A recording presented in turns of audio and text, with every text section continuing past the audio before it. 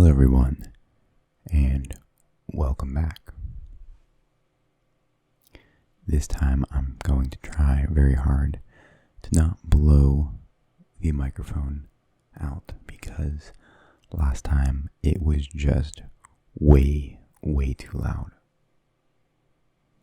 So I'm sort of playing around with the mic still turning the dial for the gain up and down.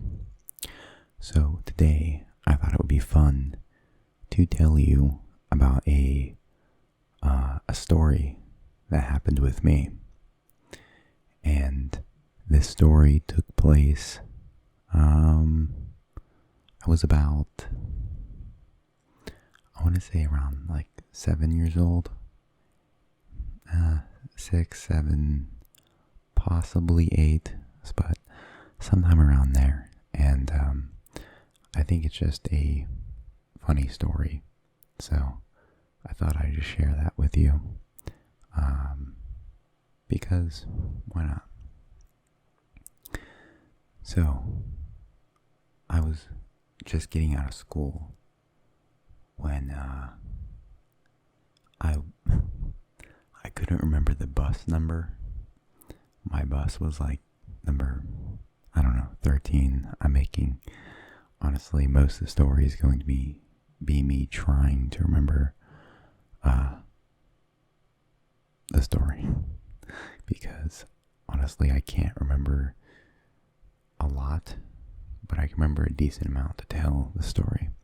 So, I was trying to remember the bus number, and for some reason, I remember that these were like the last days of school, of like, second grade or first grade, I don't know. And I went on the bus to go home. And while I was on the bus, I had noticed that the bus was going a completely different way. But I didn't really think much about it until it got farther and farther away from my own house. So I started freaking out. And I wasn't quite sure what to do. I remember me not wanting to tell the bus driver that I was on the wrong bus. I didn't really want to have it affect her because I was really weird like that. And so I remember, I don't think I told anyone, but it was like maybe, it was about like 10 minutes in that I told her. I went up, when she stopped the bus, I went up to her and I said, "Hey, I'm sorry, but I don't think I'm on the right bus." And she just was sighing and really mad. Honestly, the whole situation could have been dealt with a lot differently and a lot more safe than what this bus driver did. So instead of making a call from the bus or going on, I don't know if there's like a system between buses where they can call in, or calling on her cell phone, this kid who was going off on the stop, he listened to what I was saying and he said, "Well, he can just come with me, we can call his parents." This kid was like 2, maybe 3 years older than me. And honestly, I did not want to get off with him. It was like a stranger danger type of situation, I think. But I think the reason why I did it because the bus driver agreed, first off. And second off, I had no other choice. And third off, it was still a kid, even though he was a few years older than me. So I figured it wasn't like it was an adult saying that he was going to take me, to call my parents. So I agreed to go, very hesitantly. I really had no other option, and bus driver she had let me go. And I don't think that was the right thing to do. However, back then, I don't know. That's not what I would have done in that situation. But anyway, this kid went to his house and he took me there. And it wasn't the best neighborhood, to be honest. I think that's the first thing I noticed. It was a very, very rough looking neighborhood. And like the shingles were missing on the roofs, and there were some of the bars over the windows. And I know the area now, it isn't the greatest. However, it certainly isn't the worst. But I also I wouldn't be walking down those streets at all. So yeah, the kid took me to his house, and we went to the front door, and he tried his front door, but I can't remember if he forgot his key, or if he didn't have his key, or if he just didn't expect it to be locked. But the door was locked. So he said to hold on, and I sort of followed him to the side of the house. And this is where my memory is a bit foggy, because I was either traumatized at this point or I just can't remember. But if my memory serves me correctly, I believe this kid went over to the side of his house and either went to the window of the basement by opening the window of the basement, or elsewise, or he literally cracked the window, broke it to get inside the house. I'm really hoping it was option A, but I don't know. I had a weird. I always thought he cracked in it, but maybe that's just me being dramatizing the story. I don't know. I can't remember. But either way, he went to the basement. He went to this basement window, which was really small, and I wouldn't do it. It was very claustrophobic. I don't know. He got through it, and I waited for him on the front porch of his house. Finally, he opened the door. So I get in the house, and I get to the telephone. And at this point, I'm freaking out. No one is in this house. His parents aren't there. And I'm all alone in this house with a stranger, even though he's a kid, 2 to 3 years older than me, who shows me the phone. I call my parents. They don't answer. Goes to the voicemail. So I leave a voicemail on my parents' phone, or our phone, and I remember the next thing that we do is we go over to the neighbor's house. I get to the neighbor's house, and this neighbor has 6 dogs. If I remember correctly, they had a lot of animals, cats and dogs. I think I just remember dogs, though. There was a lot of dogs, a lot of different type of dogs. And I remember that I was petting them. But I remember when I got to their house, I tried calling on their phone. And I don't remember these people, but they were I guess they were the parents of this kid, just in another house. I can't really remember. And I remember calling my mom and dad again, and they did not answer. And I remember I broke down in tears, and I left the most heartbreaking voicemail. And little did I know that this voicemail would be used against me for any of my mom's friends that came over, or relatives, for them to laugh at me crying because I was lost and I was left at the wrong bus stop. So I was in tears. And if I remember, the dogs were trying to cheer me up, but I think me and the kid went outside on the front porch. And eventually something happened. I think my dad called the house and he knew where I was. And then I was just like embarrassed, but I waited out on the front porch. And soon enough, he came in his car or whatever. And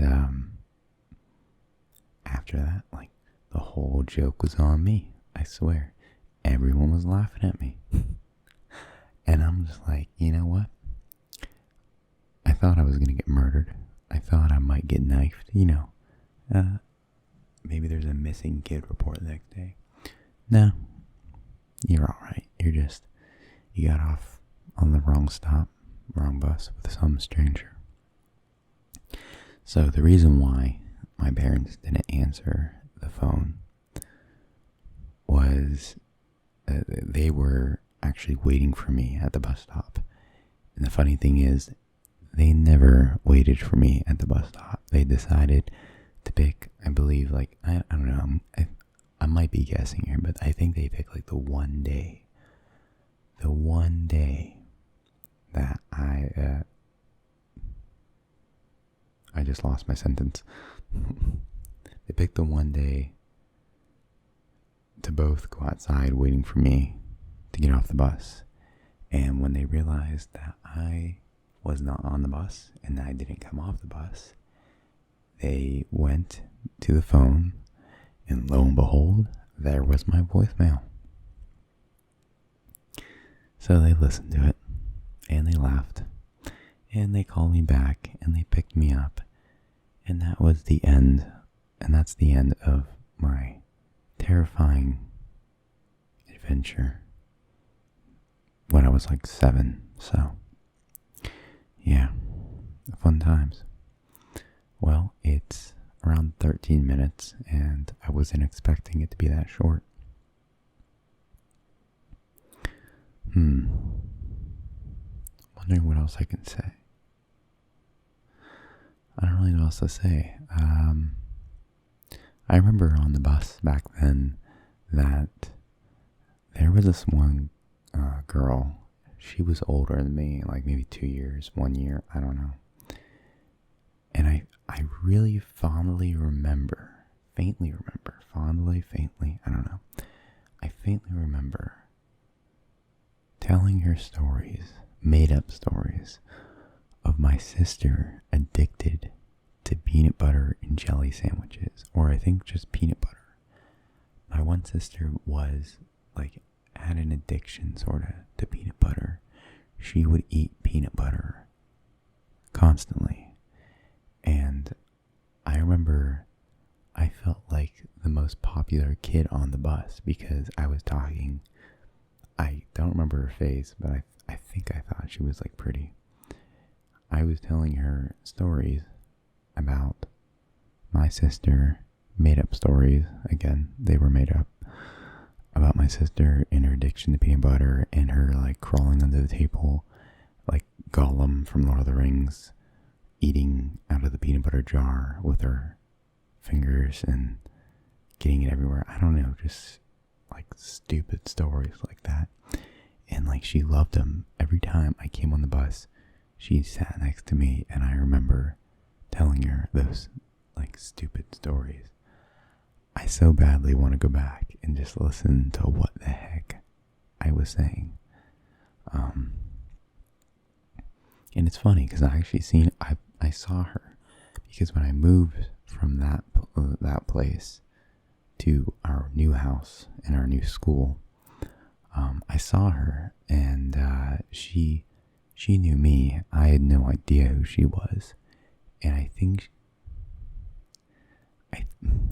I either remembered her face or she actually just told me, but I can't remember that at all.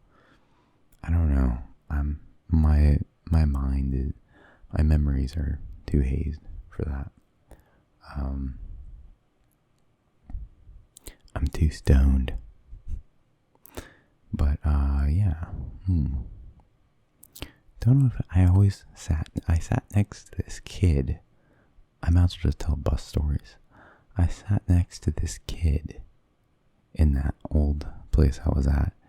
I sat next to the bus, and there was this weird kid, and he would always say this one word, like before leaving, and I remember it till today. He told me, "Sangres." He would say it in that accent too.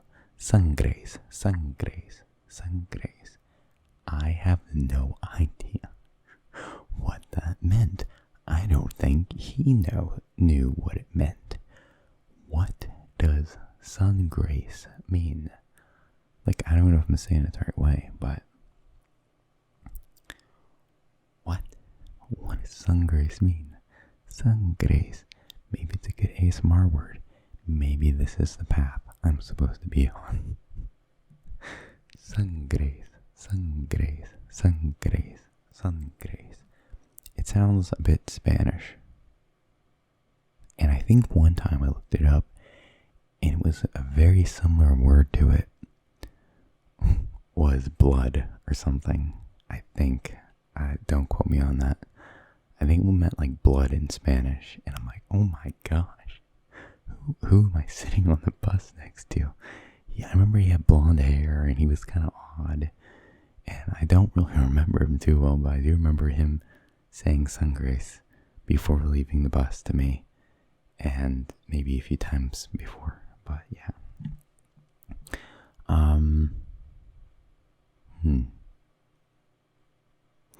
I remember one time on the bus, I may have let slip of who I had a crush on, and that was not fun because she was sitting like 2 seats over. I'm gonna sound like a psychopath after this. So of course I'm like, I didn't say that. What are you talking about? Because that's me. And yeah, because kids don't say their feelings back then. That's just weird. There's cooties. Come on. I will never forget this. And this is going to make me sound like the biggest psychopath. I do not recommend doing this. Like, I mean, I'm weird, okay? So I'm really debating if I should say this. So after I knew that she knew that I liked her, I went home, went on my computer, and looked up how to hypnotize people. I'm not lying. I remember this too. I looked up, keep in mind at least, that I was like 6, 7, or 8, same time period. Like that actually means anything. I looked up though on the computer how to hypnotize people so she would forget that I liked her.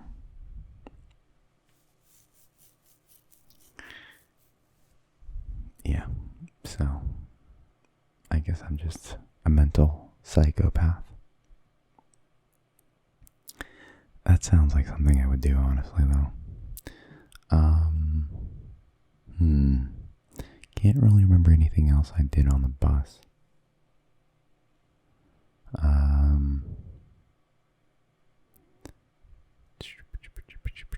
I thanked the bus driver. Fortnite reference. I don't play much Fortnite. I'm not good at the game. I'm gonna be quite honest with you.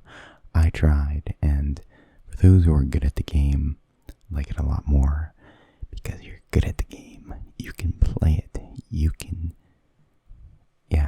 win. But I'm awful. Any more bus stories? I'm sure I have another one. I'm just not thinking of. I do have a few others, but I'm looking at the time right now, and it's getting to 20 minutes. My computer is crying. Debating if I should say this. Last bus story. Bonus story. this is actually really brief, but I do remember this one girl. I'm not giving names, so I feel like it's okay to tell a story. I remember she wasn't the most stable person. Oh man, she came on the bus one day, and this was like 5th or 6th grade. She came on the bus barefooted. She came on the bus barefooted. Someone asked her straight out, "Where are your shoes? Where did your shoes go?" I was cracking up. How do you forget your shoes? How is she not wearing any freaking shoes?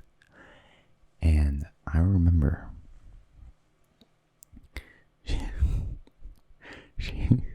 she looked down at her feet like she just, I'm not joking to you, right? I'm not joking.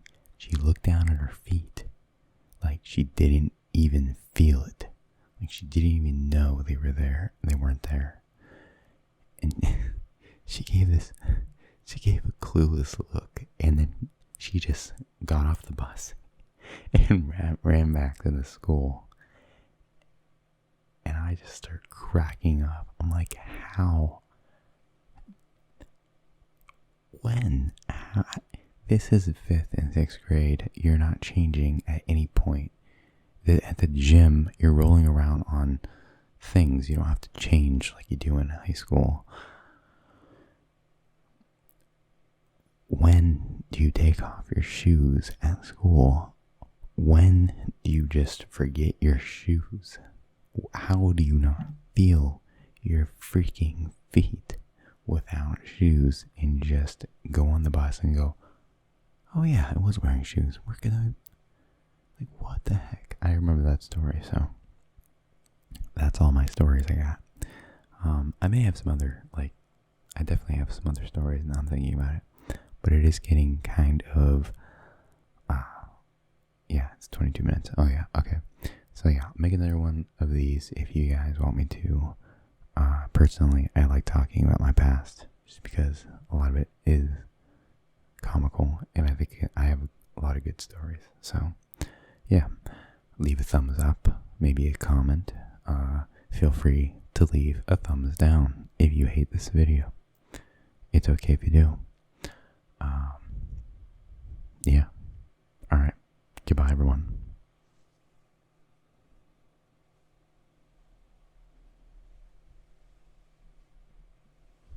That was creepy.